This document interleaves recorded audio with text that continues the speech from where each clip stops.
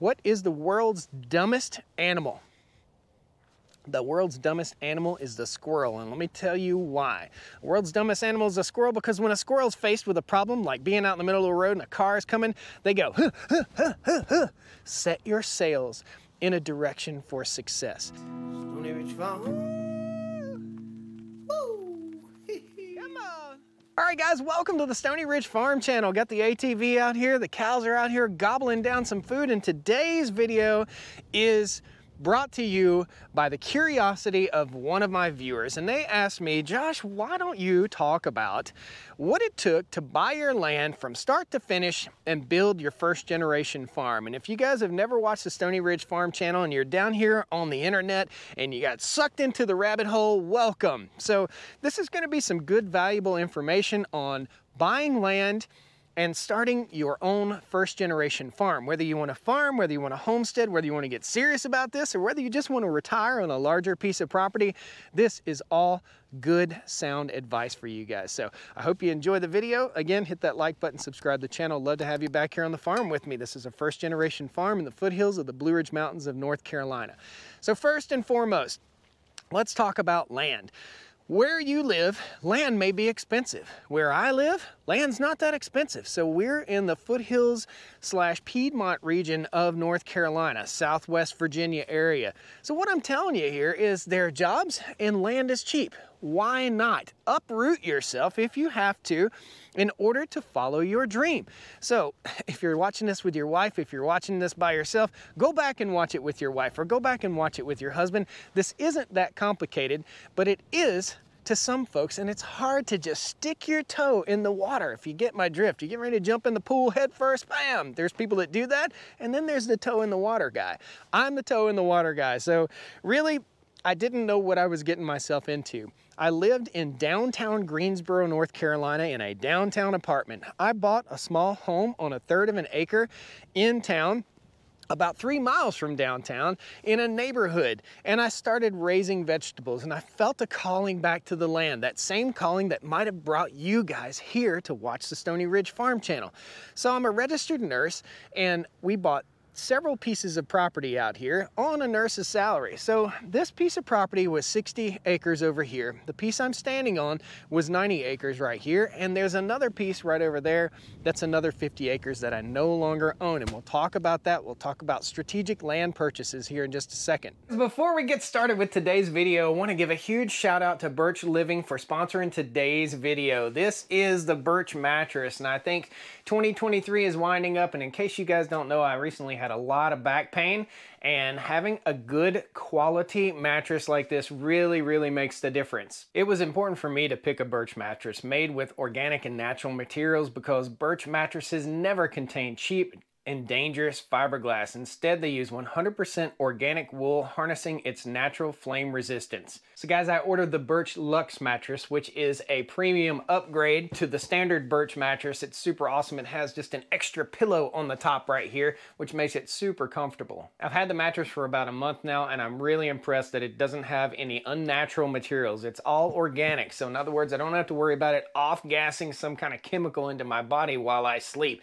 And I've been sleeping awesome. The Birch mattress far exceeds the old spring mattress that I had here in the bedroom, and it's super easy on the back. I fall right to sleep. So if you decide to buy a Birch mattress, you'll get a 100-night sleep guarantee and a 25-year warranty. 25-year warranty on a mattress. That really says something for the quality. The best part about the Birch mattress was that they shipped it right to my door at no cost, or you can have in-home setup so somebody can come and set it up.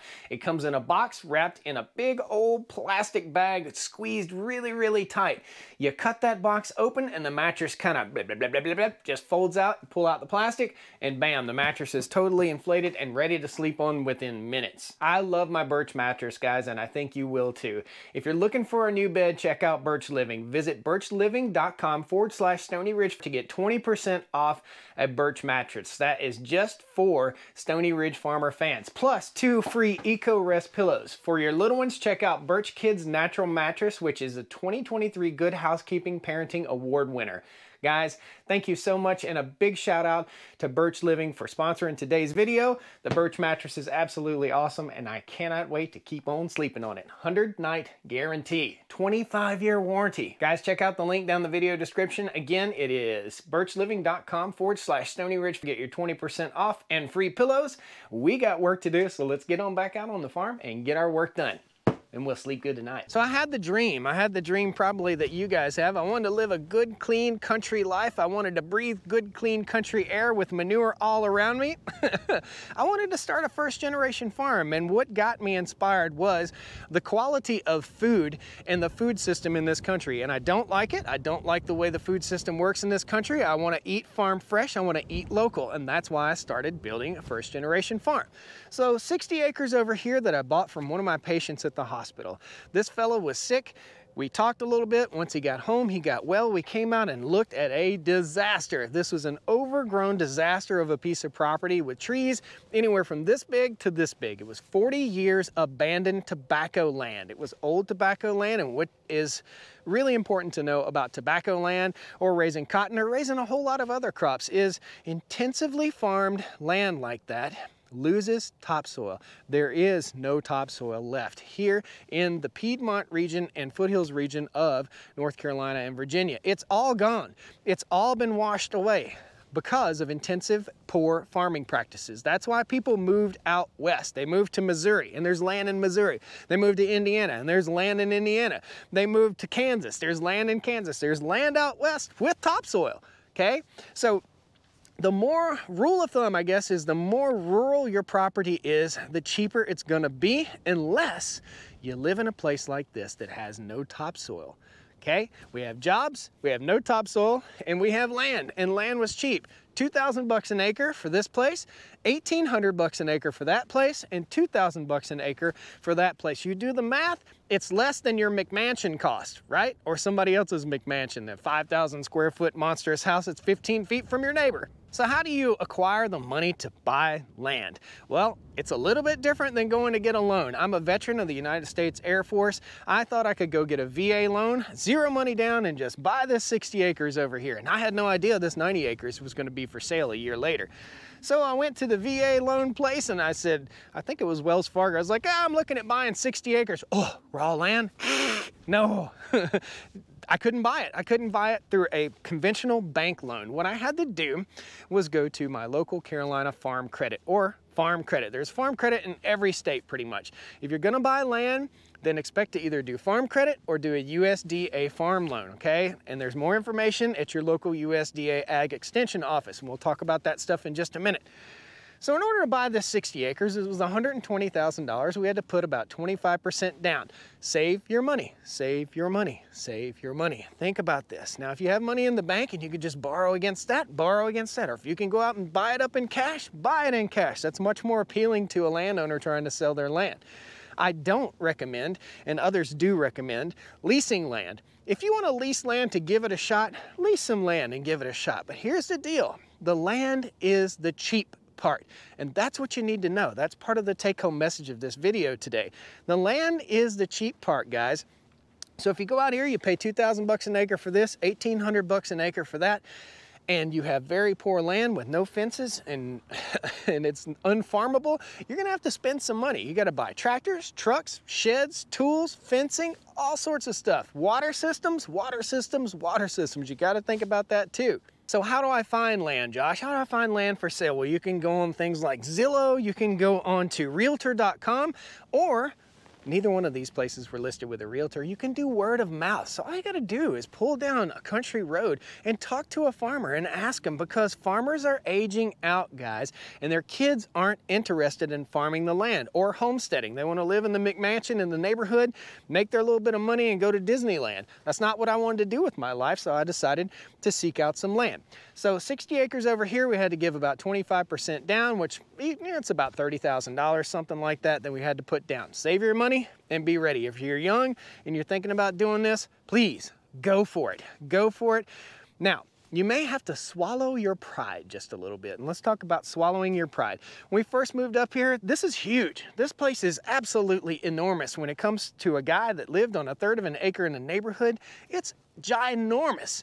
I dreamed of starting a farm. I felt a calling back to the land, much like you might feel.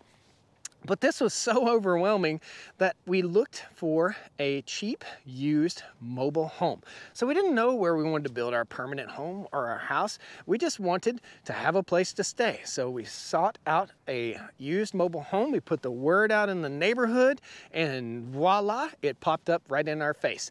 So I ended up buying a mobile home for about $3,500. I gutted it, I remodeled it, and now we live in a mobile home while we pay for the land. The land's paid for, by the way, because we don't have a McMansion up on the hill, a $400,000 house up on the hill.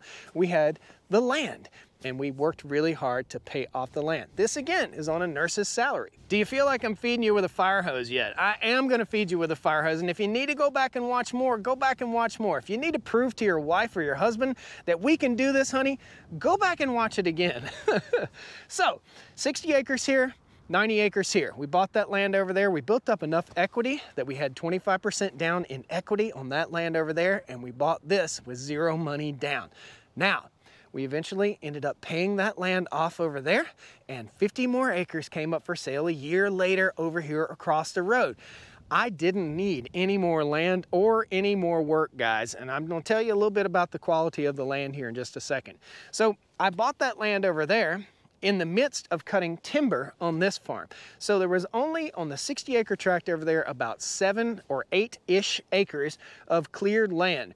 All the rest of it was overgrown in 40-year-old brushy forest. We needed to get rid of that. We needed to start another farm. I talked to the old timers that used to live in the neighborhood here, and they said, man, it used to be beautiful rolling hills right down through there. All that was fields. All that was in corn and tobacco, an old tobacco farm.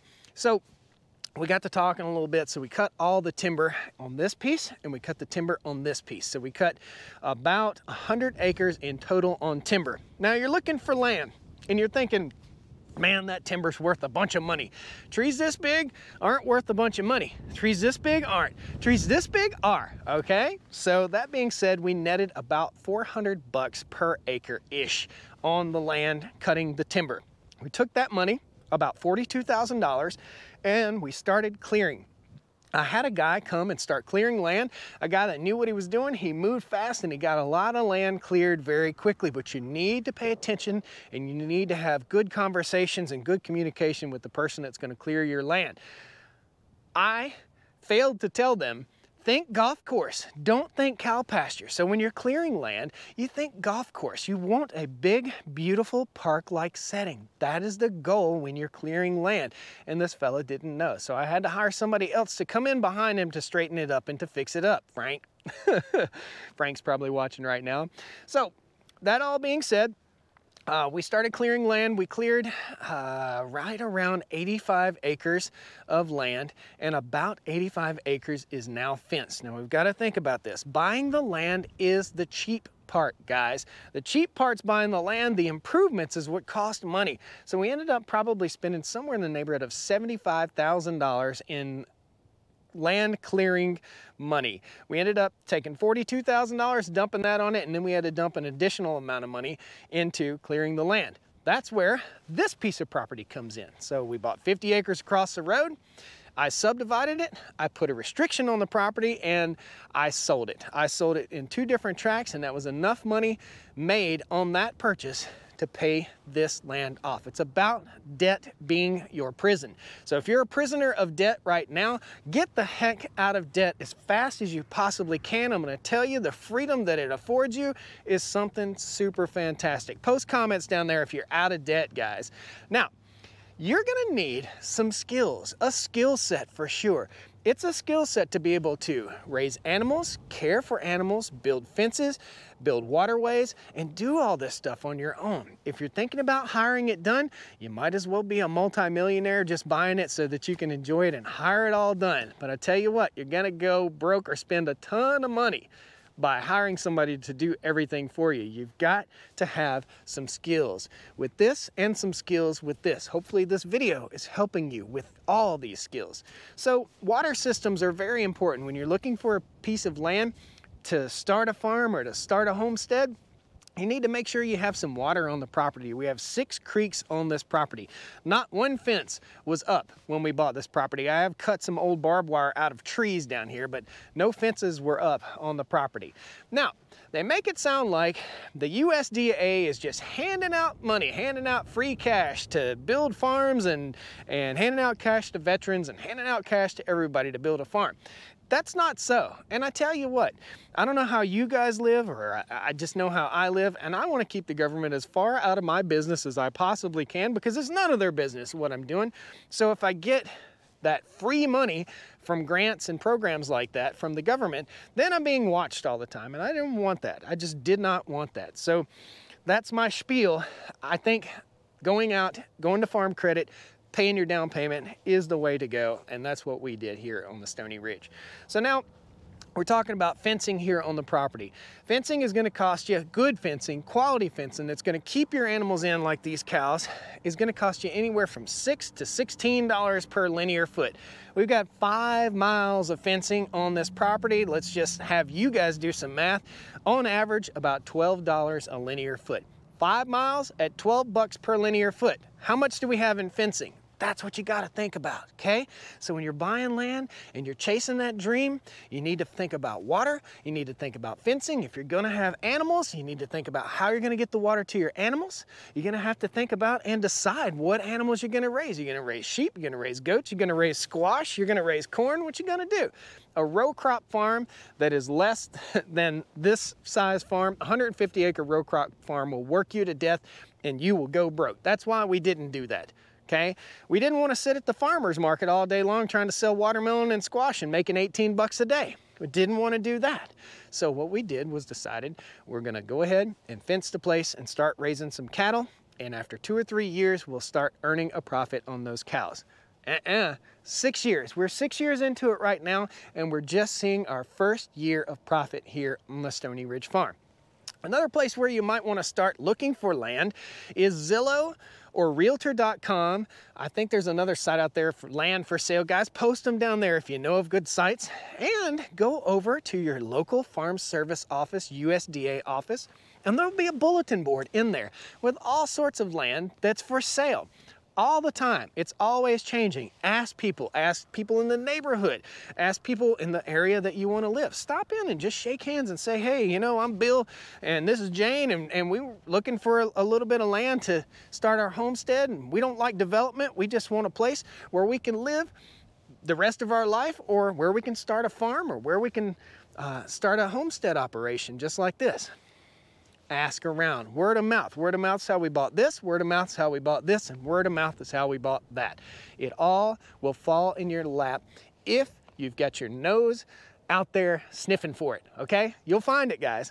So all this being said, we didn't have very much land that was cleared out here on the Stoney Ridge Farm. We cut timber, so we bought the land for $2,000 an acre and $1,800 an acre here, sold that land, paid this off, paid that off, and started working our butts off toward clearing land and fencing. Cut timber on the land. This is decent timber. This is valuable timber, okay? This is chips, wood chips, okay? So there's value in every bit of timber. It's just about how much value you have there. $400 per acre on average is not valuable timber, but producing high quality beef is valuable. So guys, I hope this video has really kind of set your sails in the right direction. You can do it. It's not unobtainable. And again, this is brought to you from a comment that someone left. They asked if I could do a video on start to finish how we did this, how we bought land. So we bought the land, we started clearing the land, clear cutting, we sold some timber, we started pushing off the land, we started building our fences, we started deciding what kind of animals that we were going to raise, and we set our sails in the right direction. What is the world's dumbest animal? The world's dumbest animal is the squirrel, and let me tell you why. The world's dumbest animal is a squirrel because when a squirrel's faced with a problem, like being out in the middle of the road and a car is coming, they go, huh, huh, huh, huh, huh. Set your sails in a direction for success. Now, I will tell you this, guys, if you're looking at buying a piece of property and you're looking to start a homestead and you can talk to a camera and you think you can teach other people, this is the ultimate farm income diversification. Social media is the new row crop for farm income diversification. You might buy honeybees, you might raise some squash, or you might start a social media channel like this and teach other folks how to do the things that you're doing and teach them when you screw up. Guys, I hope this has helped you a lot on your land purchasing decision, on your decision to build a farm or a homestead. It is more expensive than it looks. It costs less to buy the land than it does to improve the land, and it takes a lot of time and work and dedication. Thank you guys so much. Please hit that like button, subscribe to the Stoney Ridge Farm channel. We'll see you in the next video. There's a bunch of stuff right here. Pick one, watch it. I'd love to have you back here on the farm with me. I gotta go check on the girls. Take care. See you next time. Woo! Well, come on down to the Stoney Ridge, bring your wife